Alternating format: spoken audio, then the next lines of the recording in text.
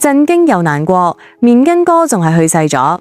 喺3月29日，面根哥程書林嘅社交平台上出現咗一段賣告片。呢一段片係佢愛人澤美傑代發嘅。片中透露，程書林因為病情加重，搶救無效，喺鄭州去世。佢走嗰陣好安詳，去世嘅時候只有50歲。對於面根哥程書林，大家最熟悉嘅仲係佢嗰首敲棉根。2013年，40歲嘅大叔程書林憑住一份勇氣同熱愛，踏上咗中國夢之星嘅舞台。嗰陣時嘅佢，頭髮亂糟糟，外貌粗獷，再加上一身唔起眼嘅穿搭，好自然就被認為係嚟混舞台嘅。但係估唔到佢清唱嘅敲棉根竟然帶有一股喜感，令到台下嘅李元笑到停唔到，同時都驚呆咗韓紅。都係因為呢一首歌，佢有咗一個響當當嘅外號面根哥。一個陰差陽錯嘅人生。面根哥程書林出世喺農村，自細屋企環境就唔好，返學都只係去到初中。入咗社會之後，佢差唔多乜都做過，例如養豬、做建築工人、送水工等等。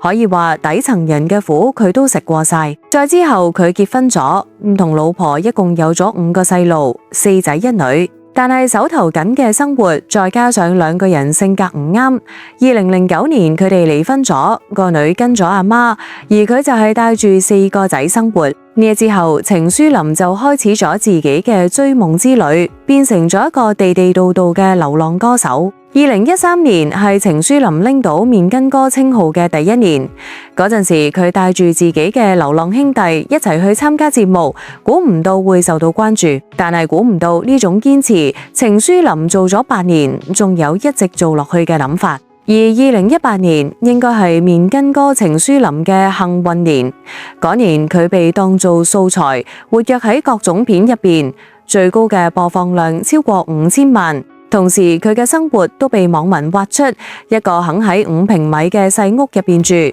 但係仲堅持咗8年追求自己夢想嘅人，何嘗唔係一種成功？就咁，程書林紅咗，佢變成咗面根哥。走紅嗰段時間，程書林好似有啲唔係好適應，行喺街度佢都可以俾無數人圍觀，仲接到各種綜藝嘅邀請。有人甚至感嘆佢用敲棉根串起咗普通人嘅音樂夢。同好多數人走紅一樣，面根哥程書林都簽咗公司，變成咗一個正正經經嘅網紅歌手。所以佢都識咗擁抱網絡，親近流量。唔止咁，佢都會迎合鬼畜。從嗰段時間，佢嘅片內容都可以睇到，差唔多所有熱門網絡歌曲，佢都會翻唱一次。由網紅到冇人問津。但係面根哥程書林嘅學歷唔高，突然之間成名，簽咗公司，呢一段期間嘅矛盾都唔少。喺同公司合作咗10個月之後，佢揀咗解約，同自己同學一齊做賬號。2018年底，程書林病咗，喺一次聚會中，佢突然嘔血，喺俾細佬送入醫院檢查之後，先至發現係肝硬化。自此，佢嘅身體狀況就有問題，都開始慢慢接唔到演出。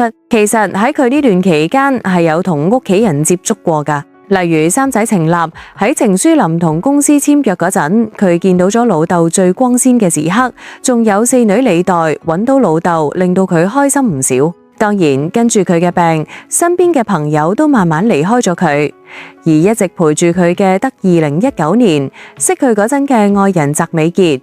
同一時間，佢嘅過氣都慢慢顯現出嚟。喺佢社交平台嘅片欄入邊，內容大部分都係記錄生活，唯一唔變嘅係佢仲係用方言口音唱歌，但係讚好量好少，播放量比起以前都係暴跌。喺佢唱孤勇者嘅片下面有咁一條評論：網紅嘅光環退去之後，絕大部分人都變咗小丑。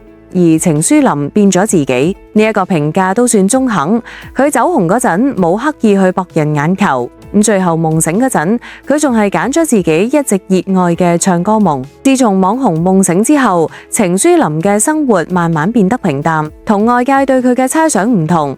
呢幾年程書林真係冇賺到乜錢，據佢女友澤美傑透露，佢哋之前嘅生活都係靠以前嘅積蓄同片平台，而從佢提供嘅收入截圖睇，2023年收入得7000幾，2022年更少得2000幾蚊，2年收入唔夠1萬蚊。對於呢個，澤美傑冇講啲咩唔好，反而話佢哋冇乜支出，食嘅都係自己種嘅菜，衫都係幾年前嘅。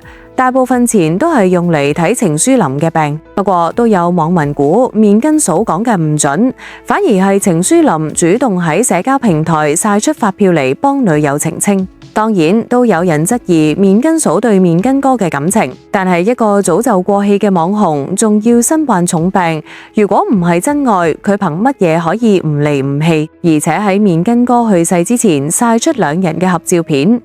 面根哥笑住睇住面根嫂，而後者雖然笑，但眼入邊嘅淚就係點都藏唔住，難睇出兩個人嘅感情好深。只係可惜，面根哥似乎堅持唔住咗。最後嘅遺言令人淚目。如果身體慢慢變好，淡養嘅生活對於程書林嚟講就係一種幸福。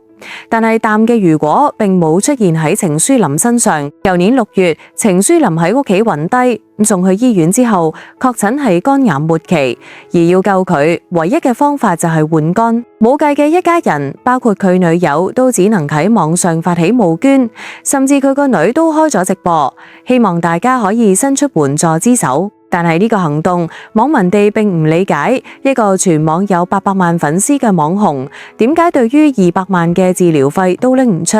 甚至有人話換肝都唔會超過100萬。言下之意，呢200萬真係為面根哥治病咩？面對質疑，佢個女李代話：我唔後悔直播，因為呢個可以救老豆。最後呢一次募捐冇成功，收到嘅捐款杯水車薪，冇計嘅一家人只能夠四處借錢，連程書林嘅細佬都賣咗自己辛苦儲錢買嘅挖泥機。最後一家人湊夠錢，讓面根哥成功換咗肝。手術之後，面根哥暴瘦，連樣都同之前好唔同。但係今年1月，程書林喺直播中再次嘔血，送去醫院之後已經係病情加速惡化期。3月20號係程書林喺病床上最後一次直播，嗰陣時嘅佢已經行到生命嘅尾聲。